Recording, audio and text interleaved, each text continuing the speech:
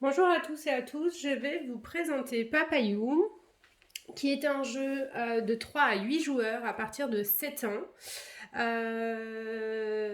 Alors, je vais essayer de vous expliquer au mieux. C'est pas évident parce que du coup, comme vous pouvez le voir, il y a beaucoup de cartes et du coup, ça prend beaucoup de place. Donc, bien évidemment, c'est un jeu de cartes. Normalement, les autres joueurs ne voient pas. Là, bah, du coup, vous pouvez voir les cartes, c'est pour que vous puissiez un petit peu mieux comprendre le principe du jeu. Alors, on est un peu, pour ceux qui connaissent, un peu entre le tarot, la belote. Voilà, on va être un peu sur le même principe dans le sens où vous allez avoir les couleurs, donc vous allez avoir cœur, trèfle, pique, carreau, d'accord. Les cartes sur les couleurs vont de 1 à 10. Après, vous allez avoir des pailloux, comme ceci. Les pailloux, c'est un peu des atouts en fait. Et ils vont de 1 à 20. De 1 à 20, voilà. Alors, le but du jeu, c'est de ne pas récupérer de points. Alors, qu'est-ce qui vaut des points? Il y a les pailloux, qui valent des points. Les pailloux les cartes pailloux valent les points qui sont indiqués sur les cartes. Là, par exemple, celle-ci vaudrait 18 points. Et ensuite, on va au début de la partie lancer le dé pour dire à quelle couleur on va être maître. C'est-à-dire que là, par exemple, je ne sais pas si vous arrivez bien à voir, mais j'ai lancé, on a du coup c'est carreau. Donc là, ça veut dire que à carreau, le 7 de carreau va valoir 40 points. À chaque partie qu'on va faire différente, à chaque manche, du coup, le dé sera différent, donc on aura une couleur différente. Mais là, il faut donc pas récupérer de pailloux pour pas prendre de points, et surtout pas récupérer le 7 de carreau qui est ici pour pas l'avoir. Donc, avant de lancer le dé et avant de commencer la partie, chacun a ses cartes. Donc après, selon le nombre que vous jouez, vous avez plus ou moins de cartes. On distribue tout le temps. Donc comme je vous disais, au début de la partie, vous avez vos cartes, donc je vous conseille de trier par couleur, sinon c'est un peu le bazar, et devez donner 5 cartes à votre voisin de gauche. Donc là, vous voyez, je les ai préparées. Donc là, alors après, c'est vraiment une stratégie très personnelle, hein. C'est à vous de choisir. Il y en a qui préfèrent se décharger de couleurs, il y en a d'autres qui veulent que s'enlever les atouts. Enfin voilà, après c'est vraiment chacun joue comme il l'entend. Donc du coup par exemple, ces 5 cartes qui vont aller là au voisin de gauche, ces 5 cartes là à ce voisin là, hop, hop, ces 5 cartes là à celui-là, et les 5 là à celui-là. Donc là on va pouvoir commencer la partie. Donc je vais vous... Hop, vite. J'espère que ça va... L'explication, je suis désolée, j'espère qu'elle va pas être trop longue, mais c'est vrai qu'à mettre en place, surtout que je suis toute seule, du coup c'est pas forcément le plus évident pour vous expliquer, mais ça va le faire, on va y arriver. Allez, hop, hop. Alors, dans la partie, vous pouvez très bien faire des plis. Alors, faire des plis, c'est par exemple récupérer des cartes. Si vous récupérez des cartes, mais que vous n'avez pas de pailloux ou pas le papaillou, du coup, là, qui en l'occurrence pour cette partie-là sera le set de carreau, bah, à ce moment-là, vous pouvez récupérer plein de couleurs. Tant que vous n'avez pas le papayou qui est le set de la couleur indiquée, ni des pailloux comme ça, et ben, vous aurez 0 point. Donc peu importe si vous récupérez. Donc là, une fois qu'on s'est donné nos 5 cartes, on lance cette fois le dé, d'accord? Parce que je vous ai fait voir tout à l'heure avant, mais du coup, c'est après avoir donné les cartes qu'on lance bien évidemment le dé, sinon ça fausse la donne. Donc là, c'est le set de pique.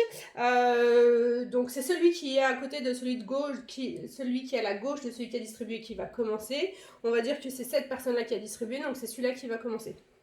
Donc là après, c'est à chacun de jouer comme il l'entend. Là on est au début de la partie. Le pic, soit il joue directement du pic parce qu'il en a qu'une, il sait que du coup il n'aura pas le 7. Je vais jouer comme ça.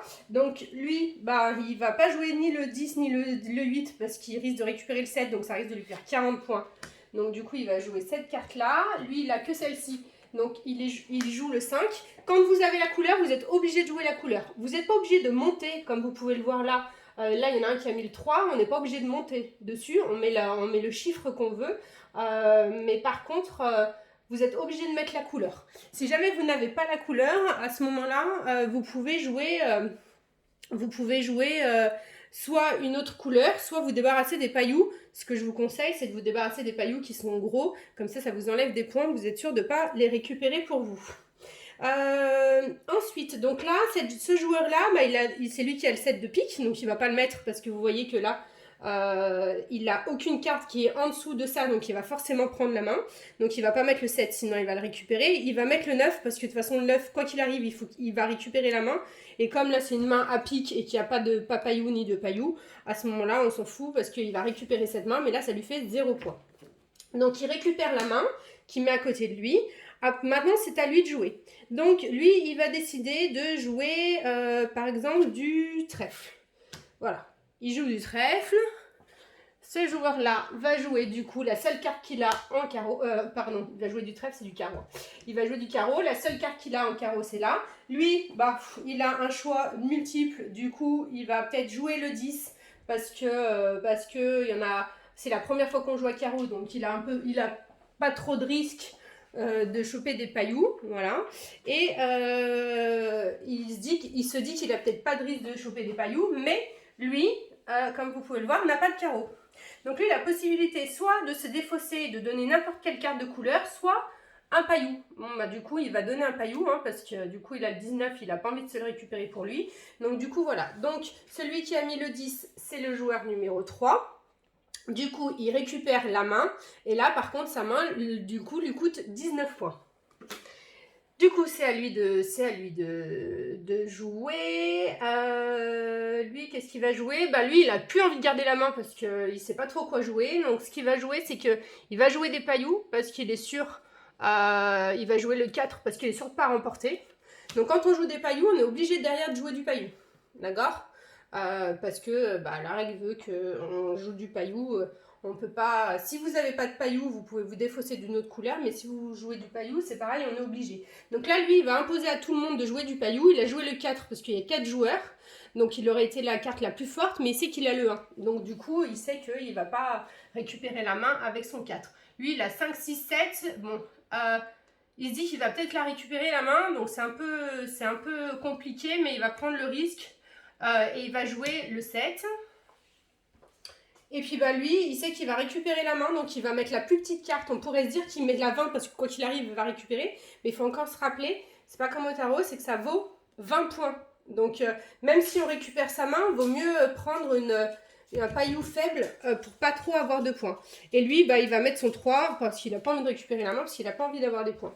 Donc voilà, donc là c'est le joueur numéro 1 qui récupère la main et c'est à lui de jouer et ainsi de suite et ainsi de suite. Voilà, je pense que vous avez un petit peu compris le principe du jeu. Si vous voulez un petit peu plus d'explications en détail, vous n'hésitez pas, vous me demandez.